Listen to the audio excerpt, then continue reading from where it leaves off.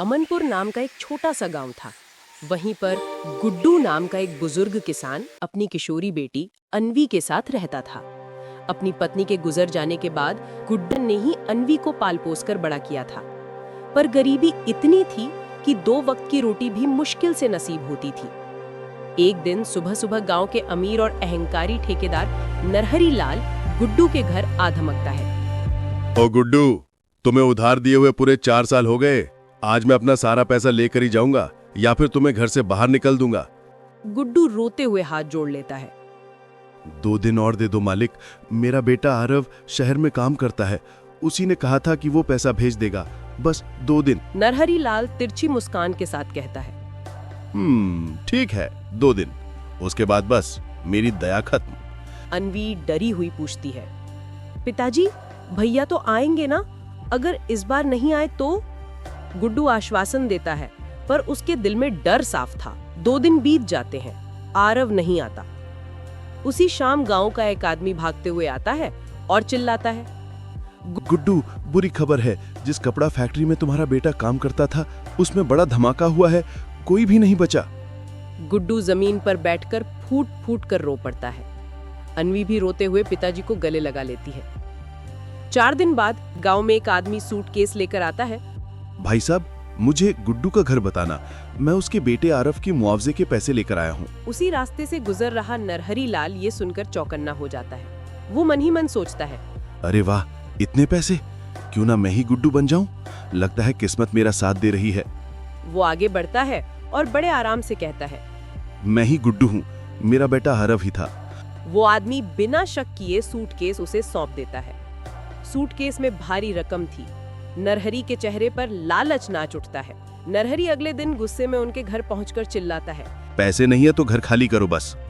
गुड्डू और अन्वी रोते हुए अपना छोटा सा घर छोड़ देते हैं और गांव के बाहर एक टूटे झोपड़े में रहने लगते हैं। गरीबी बढ़ती है, गुड्डू बीमार पड़ जाता है और घर चलाने की जिम्मेदारी अन्वी पर आ जाती है। वो जंगल से लकड़ियां काटकर बेचने लगती है। एक दिन अन्वी जंगल में नहीं लौटती। परेशान होकर बीमार गुड्डू उसे ढूंढने निकलता है, लेकिन रास्ते में बेहोश होकर गिर पड़ता है। उधर शहर से आया हुआ युवक आर्यन, एक बिजनेसमैन का बेटा, गांव में जमीन देखने आया था। रास्ते में उसे एक बूढ़ा बेहोश दिखता है। वो उसे उठाकर झोपड़ी तक लाता है। उसी समय अन्वी भी लौट आती है। आर्यन उसे देखकर दंग रह जाता है। अन्वी और गुड्डू उसे धन्यवाद करते हैं। आर्यन को उनकी हालत देखकर झटका लगता है। वो पूछता है, आप लोग यहाँ क्यों रहते हैं? तभी गुड्डू पहली बार पूरी कहानी बताता है। उधार, धमाका, बेटे की मौत, मुआवजे का पैसा ना मिलना और नरहरी का उत्पीड़न। आर्यन सुनकर हतप्रभ रह जाता है और कहता है, बाबा, वो फैक्ट्री मेरे पिताजी की थी। हमने हर मृतक परिवार को मुआवजा भेजा था। आपका पैसा किसी ने बीच में ही खा लिया। आर्यन गुस्से में दांत पीसते हुए कहता है, मुझे 2 दिन दीजिए, मैं असली अपराधी को ढूंढकर आपके सारे पैसे दिलवाऊंगा। सच सामने आता है। अगले दिन वो मुआवजे देने वाले कर्मचारी को बुलाता है। कर्मी डरते डरते कहता है, साहब, जिस आदमी ने खुद को गुड्डू बताया था उसका नाम नरहरी लाल है। अब सब कुछ साफ हो चुका था। आर्यन गुस्से में नरहरी के घर पहुंचता है। कर्मी उसे पहचान लेता है। हाँ साहब, यही है जिसने खुद को गुड्डू बताया था।